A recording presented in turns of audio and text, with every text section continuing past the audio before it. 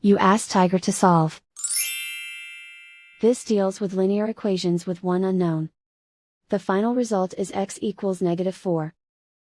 Let's solve it step by step. Group all x terms on the left side of the equation. Subtract 5x from both sides. Group like terms. Simplify the arithmetic. Group like terms. Simplify the arithmetic. Group all constants on the right side of the equation. Subtract 6 from both sides. Simplify the arithmetic.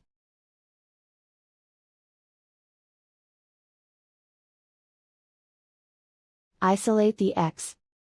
Divide both sides by -6. Cancel out the negatives.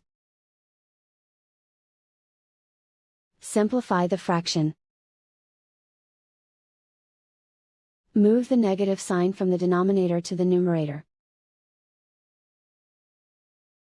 Find the greatest common factor of the numerator and denominator. Factor out and cancel the greatest common factor. And so the final result is x equals -4.